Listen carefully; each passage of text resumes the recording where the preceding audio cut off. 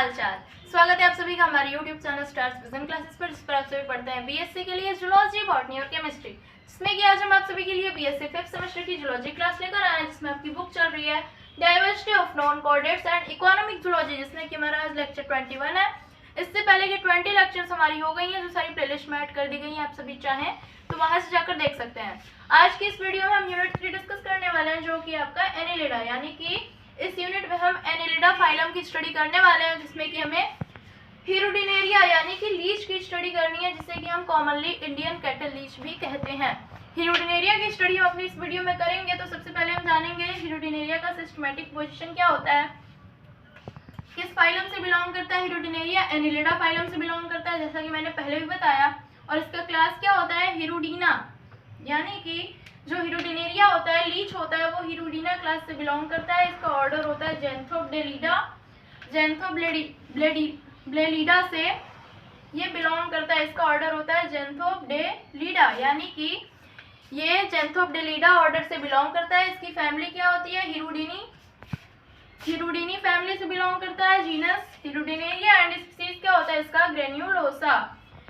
Species क्या होता है हिरुडिनेरिया, यानी कि जो इंडियन कैटल लीच है वो किस स्पीसीज से बिलोंग करता है, ग्रेन्युलोसा। इसका जीनस होता है हिरुडिनेरिया एंड स्पीसीज जो होती है इसकी ग्रेन्युलोसा होती है इंडियन कैटल लीच की। तो हम इंडियन कैटल लीच की बात कर रहे हैं, तो उसके हैबिट एंड हैबिटेट्स की बात करेंगे। It is found in India, Myanmar, Sri Lanka, Pakistan and Bangladesh. यह कहाँ कहाँ पाया जाता है, India, Myanmar, Sri Lanka, Pakistan and Bangladesh में यह कॉमनली पाया जाता है। It occurs in fresh water ponds, यानी कि यह फ्रेश वाटर पॉन्ड्स में पाया जाता है।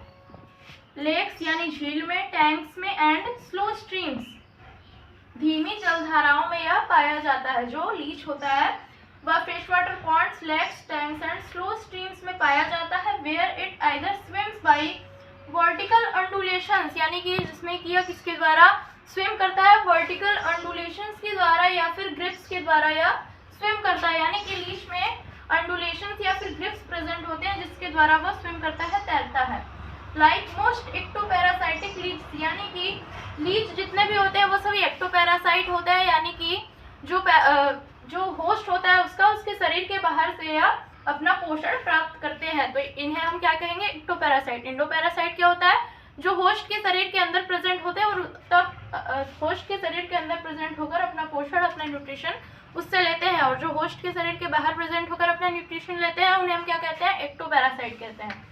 तो लीच जो होते हैं वो सारे एक्टोपैरासाइट होते हैं। और अदर एक्टोपैरासाइट लीचेस की तरह it has a blood sucking habit, इसकी भी ब्लड सकिंग हैबिट होती है। इंडियन कैटल लीच की भी हैबिट जो होती है वो ब्लड सकिंग होती है, या ब्लड सक करता है। Feeding on the blood of fish, ये किसके किसके ब्लड से फीडिंग करता है, fish and frogs and also of cattle and human. यह फिश या फ्रॉग के ब्लड से फीडिंग करता है, यानी कि अपना भोजन प्राप्त करता है। और यह कैटल्स एंड ह्यूमन के ब्लड से भी अपनी फीडिंग करता है।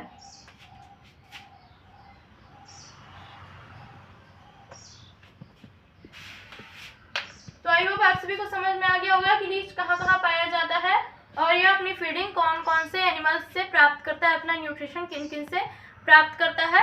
तो इसके बाद हम बात करेंगे इसके एक्सटर्नल मॉर्फोलॉजी की।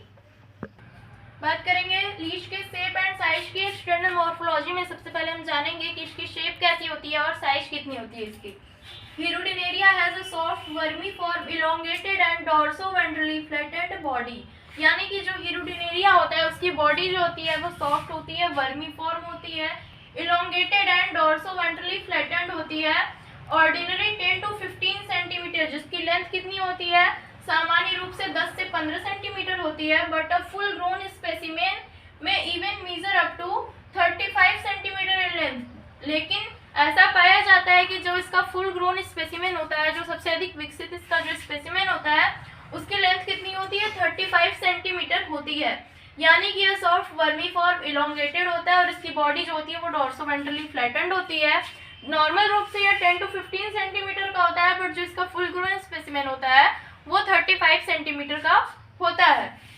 Body is broader near the posterior and narrow at the interior and, यानी कि जो इसकी बॉडी होती है वो पोस्टीरियर एंड में ब्रॉडर होती है और जो इंटीरियर एंड में इसकी बॉडी होती है वो नैरोवर होती है, यानी कि एंटीरियर एंड में यह सकरा होता है और पोस्टीरियर एंड में जो होता है वो इसकी बॉडी जो होती है वो चौड़ी होती है। और एंटीरियर एंड में जो हिरुटिनेरिया की बॉडी होती है वो क्या होती है, एंटीरियर एंड में सकरी होती है और पोस्टीरियर एंड में चौड़ी होती है। जैसा कि आप सभी ने डायग्राम में देखा होगा, मैंने पहले ही हिरुटिनेरिया का डायग्राम आप सभी को दिखाया था स्क्रीन पे। इसके बाद हम बात करेंगे हिरुटिनेरिया के कलरेशन की। लीच किस कलर का होता है? Body of leech is brightly coloured with characteristics marking, यानी कि जो लीच की बॉडी होती है वो ब्राइटली कलर्ड होती है जिस पर कि मार्किंग्स प्रेजेंट होती हैं। लीच की बॉडी जो होती है वो ब्राइटली कलर्ड होती है, हल्के रंग की होती है और उसके बॉडी पर जो होती है वो मार्किंग्स प्रेजेंट होती है। Dorsal surface is coloured olive green, यानी कि इसका जो डोर्सल सरफेस होता है वो ऑलिव ग्रीन कलर का होता है और जो वेंट्रल सरफेस होता है इसका वो ऑरेंज येलो या फिर ऑरेंज रेड कलर का होता है।